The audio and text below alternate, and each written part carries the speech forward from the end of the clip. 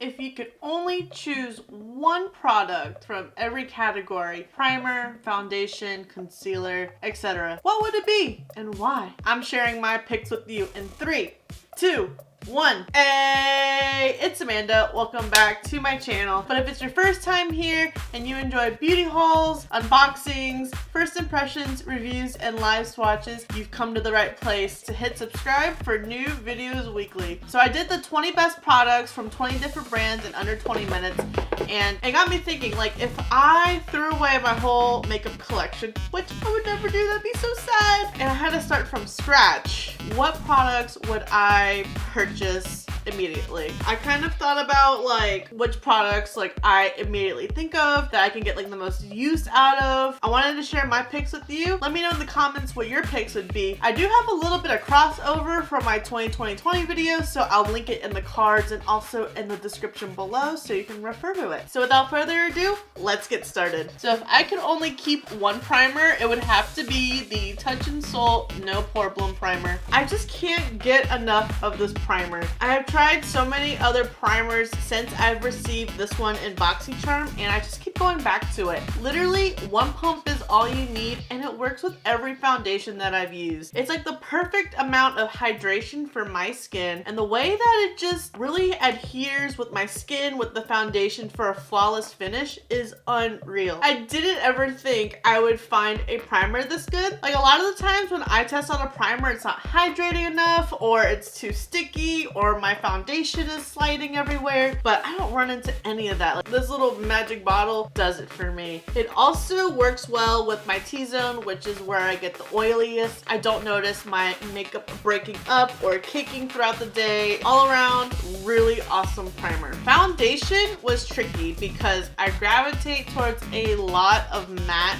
foundations. It's harder for me to achieve a more luminous, dewy look when I have a matte foundation. But when I have a like hydrating, I can still achieve like a matte look. Now this one I've been using for a few months now, both on and off camera. It was really hard to choose. I've narrowed it down to this one. For foundation, I chose the Tarte Face Tape Foundation. My face loves this foundation. It is a perfect shade match for me, and I love how well this foundation blends into my skin. It works really well with my No Pore Bloom. If I want like a more dewier, radiant look, I like to mix it with some of my illuminating primers. But if I want that really matte look, I can really achieve that with both pressed and loose setting powders. It wears pretty well throughout the day for me. I like how it doesn't break up in my areas of concern. Around my nose is where my foundation really likes to just oxidize. Sometimes it likes to cake, sometimes it likes to crust. Who knows with the nose? It likes to throw a wrench into things. This foundation has really been doing it for my nose, and I use the shade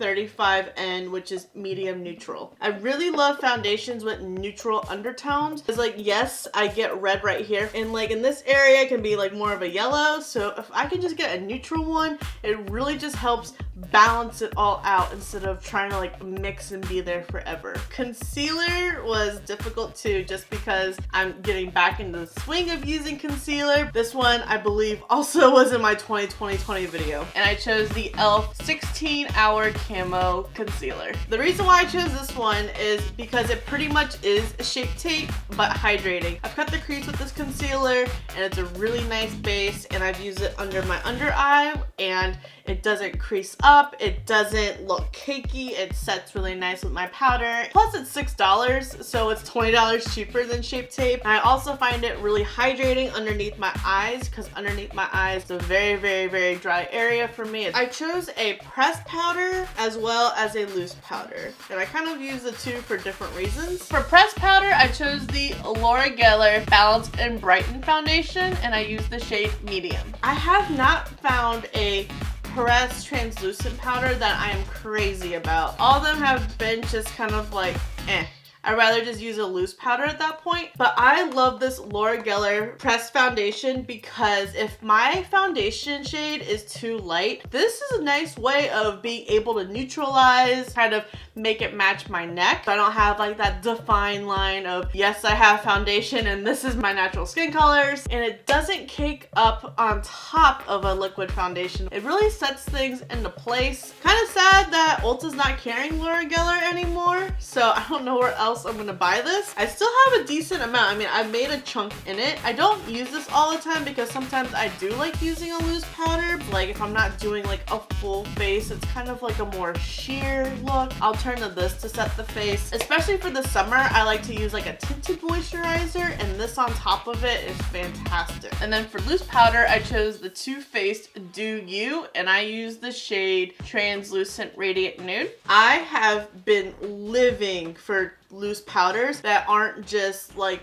the traditional translucent white color. I like to have a little bit of light medium tint to my loose powders, and I've noticed that it sets my face a lot better, as well as when I set my under eye, it does not cause flashback. And I hate flashback so much because I have been there so many times using a translucent powder and I just look like a demon when you take a flash photo because I set my under eye and it's just beaming right back at you. Banana has also worked out well for me too for my more medium olive complexions. I think this line has 3 different shades and this is like the middle one. There is a slight scent to it, and surprisingly, since I do have sensitive skin, it does not irritate it at all. It just smells nice when you dip your brush in, but other than that, I don't smell it. For like bronzer, highlighter, and blush, I really just wanted to choose my Cover FX palette, but it was really hard to choose like one of each because I love bronzers, blushes, and highlighters. I don't know how you can just choose one. I don't know, that's what's like fun about testing so many different products. But like I said, if I could only choose one, yeah, I'm confident in it. I just feel bad because I love so many products and I did not choose one of my like all-time favorites. I just feel so bad.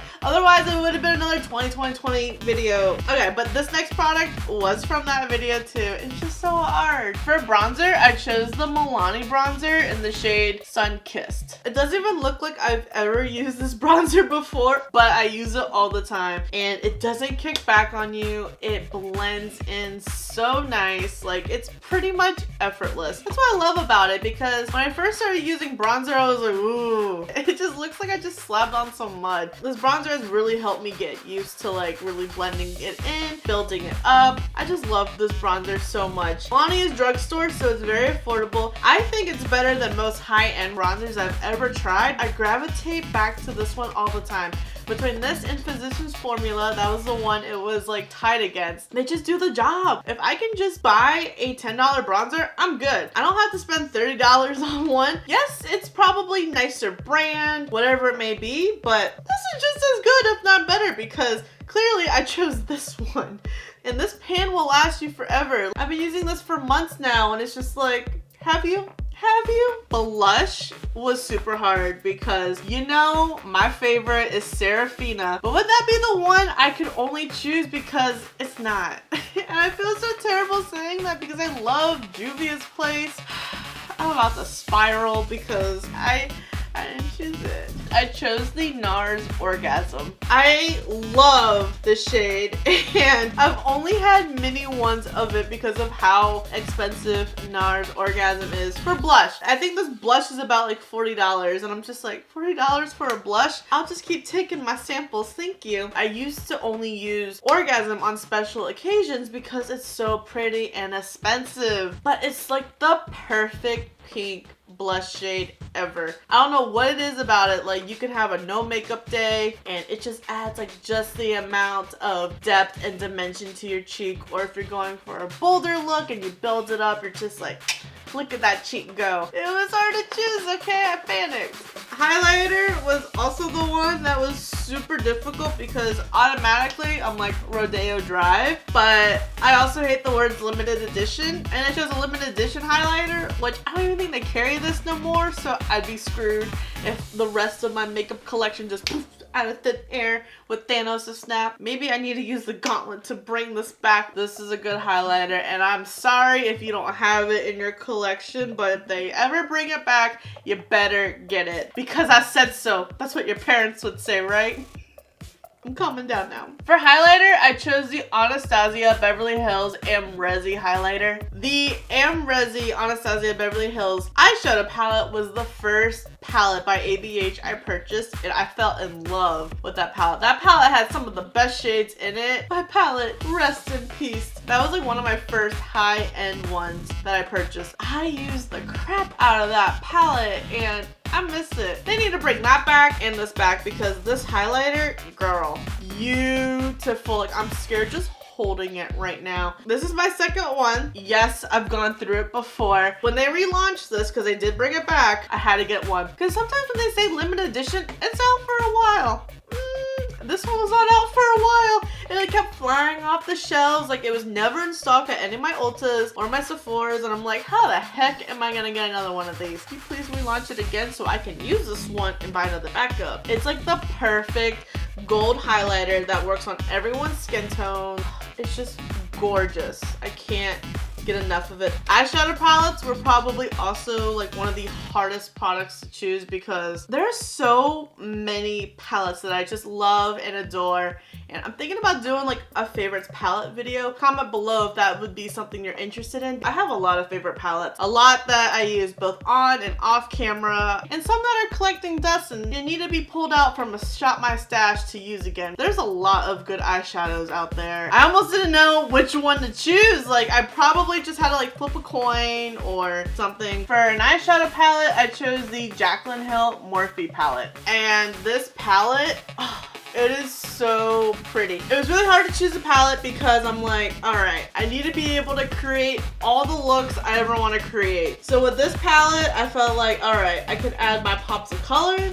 I have my warm shades, I have like some cool shades, I can make a smoky eye. Pretty much can make anything my heart desires in this palette. This formula that Jaclyn Morphe created is phenomenal. Doesn't look like I've used this palette much. I used to use this palette on special occasions. I think like the last time I really dipped into this palette was my wedding. Well, your wedding's a long day, and my eyeshadow did not budge. Like, my makeup was, it was really hard to choose. It was like between this, my Violet Voss Holy Grail, the Dominique Cosmetics Latte palette is also really good. Like I said, I'll do a favorites. The pan sizes are decent size. Your variety of mattes and shimmers. The looks are endless with this palette. It's so good. This is when they like first released the palette, because now they have like the shades up here. Brows was hard to choose because I'm like, I naturally want to say brow, but there are some days where I don't want as bold of a brow.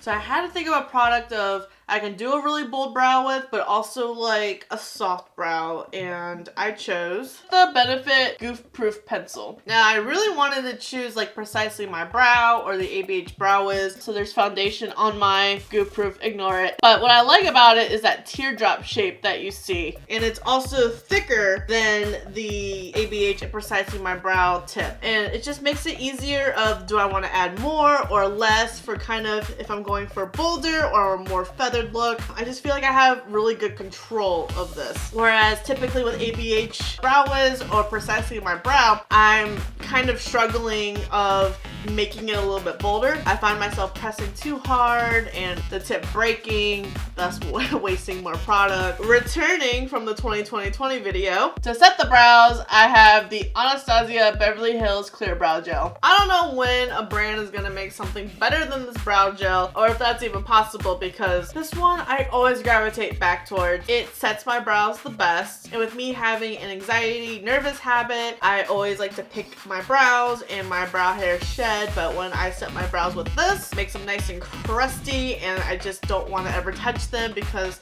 there's just something like about that crust feeling, and I'm just like, not today. But the NYX Control Freak is a close second, and I was very impressed with it. But that crusty brow feeling, it's satisfying for me. It helps me allow my brows to grow back in the hair that was once there before and not have gaps. Those were sad boy hours. Eyeliner was hard because it's hard to find a good felt tip. I mentioned my ICO one in my 2020-21, so I chose something different for this one because it's a little bit more affordable and it can give the ICO one a run for its money. I chose the NYX Epic Ink Liner. This one is still fairly new to me, but I'm obsessed with it. Like, I can't put it down because I'm just shook how well I can just do one swipe and boom, it's matte, it's black, it's dry. It doesn't adhere to my eyeshadow. That's like one of my biggest pet peeves. I'm like, I get it. I'm going over eyeshadow, but you would think they would formulate it by now for where it's not picking up all that pigment and glitter on the felt tip. And that makes your felt tip dry out faster and it not being as matte or black anymore. And I'm just like,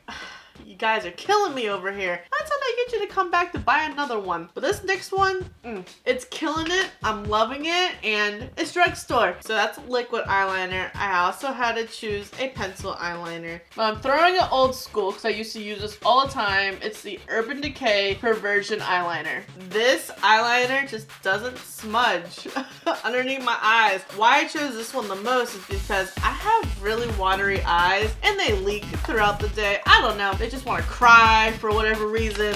Everyone's always like, are you okay? I'm like, yeah, I'm fine. They're like, but you look real sad. Have you been crying? No, it's just my leaky eyes. This eyeliner really helps keep in place on my waterline, especially if my eyes have been running from allergies or just because I'm sneezing and I'm coughing or whatever I'm doing that's making my eyes just tear up. The only thing about it is like I have to remember a pencil sharpener. I know that sounds really petty and dumb, but I lose mine all the time. Think it'd be cool if Urban Decay made this in a retractable, like keep the formula, just change the component. I'd be all over that. I used Zero for like the longest time, like when I first started wearing eyeliner, you know, those scene days. And then they came out with Perversion, which was even darker and madder, and it stayed better than Zero. I'm like, did not think an eyeliner could beat Zero, and they did. Returning from the 2020 video, we have the Lancome XL Booster for eyelash primer. What can I say? I have pitiful lashes. I'm actually wearing falsies right now. I did not feel like doing eyeliner or mascara, so I was like, let me practice with some falsies. So if they look like crap, bear with me. I've already addressed the elephant in the room, going back to why I would choose this primer, because I have tried so many different eyelash primers. None of them do it for me, except for this one. I don't know what it is. It's like a really, really thick primer, it looks like, because it literally coats your lashes white, and you're just like, did not know my mascara is white now. Nope. And it's nice because when you go in with your mascara, like the mascara wand doesn't take off the primer. It's like the primer starting to like have that reaction. It's not ruining your mascara wand because you would think it would. It works with any mascara I've ever used, and sometimes it's like when I'm trying a new mascara, I'm like, need some XL booster. So I'll do like mascara on one side and then primer and mascara on the other. I'm like, wow, look at that difference. It makes me look like I actually have lashes. Mascara was super hard to choose. It's almost like I'm never satisfied with the mascara, but here we are. Here we are with a satisfied one. I chose the L'Oreal Volumish Lash Paradise. I have been obsessed with this mascara because A, it's drugstore, 2, it works really well with my XL booster, and 3, you can buy a 3-pack at Costco for 18 bucks. So if I lost all of my mascara, at least I could buy 3 tubes of this for 18 bucks. I mean, that's pretty budget friendly, and I love me some Costco. This mascara is so good. Like, it's not too dry, it volumizes, it lengthens, it meets all my criteria for a good mascara. I think it's a good dupe for Too Faced Better Than Sex mascara. Some people say it's better than Too Faced Better Than Sex mascara. What's your opinion? I'd love to know. Lips was really hard to choose too. So I chose a liner, I chose a bullet lipstick, a liquid lipstick, and a gloss. Yes, a gloss made it on the list. For lip pencil, I chose the Gerard Cosmetics lip pencils, and the shade I'm holding up right now is Immortal. Gerard Cosmetics formula is one of the best lip liner formulas that I've tried. This is what got me back into wanting to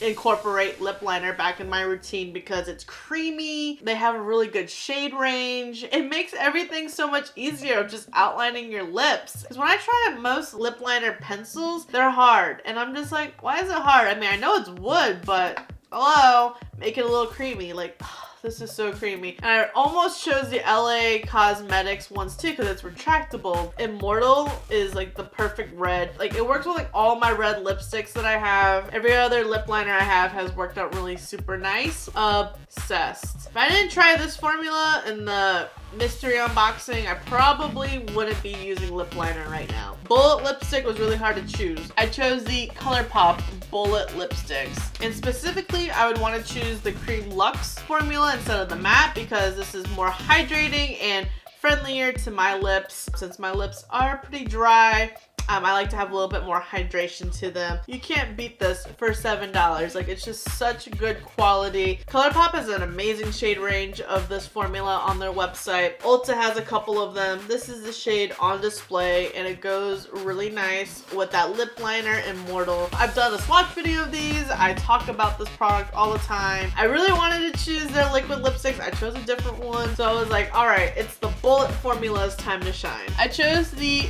Dose of Colors liquid lipsticks. I love the shade range of the Dose of Color liquid lipsticks, and they are super pigmented and they're still hydrating on my lips. Like, they dry down really matte. There's little to none transfer, but my lips don't feel dehydrated, and the pigment payoff. It was really hard to choose between these and the Stila All Day liquid lipsticks. It has like every shade I would need. My dark purples, my reds, my mauves, my hot pinks, and my lips don't flake. It like checks off all the boxes, and I just can't get enough of it. It was really close with the ColourPop ones too, because those are $6. When I use a gloss, I usually put it over a lipstick. There have only been 2 glosses that I've used by itself, and this is the one that just took the cake for me. And this is the Fenty Beauty lip gloss, and this is the shade Fussy. This shade is so close to my natural lip color. It's like foundation. It just like evens it all out and adds a little plump and sparkle. It makes my lips look really, really like, I guess, juicy, if you want to say. A lot of plumping lip glosses I'm allergic to, but like the pigment payoff for a gloss, really good. Just the right amount of sparkles. It's not just like too many sparkles, because some glosses get carried away with it. But I'm just obsessed, and like I don't have to put it over a lipstick, and it goes with like so many looks. Setting spray, oh my gosh, I was like pros, cons the whole time, and I'm like, oh, I really want to choose All Nighter, but I didn't, and I can't believe I didn't. I feel like it's so like blasphemous not choosing All Nighter, because I've been using All Nighter for God knows how long. This is what I chose, and I'm sorry. I chose the Morphe Continuous Setting Mist. When you spray it, it's like mist, and I can just go zzz, as opposed to like, you know, spraying like 20 times around my face. I love it. And also, since MAC Fix is technically like a setting spray, I've also tried, you know, wetting my brush with this, and it works really good like MAC Fix. I had to choose a setting spray that was very, you know,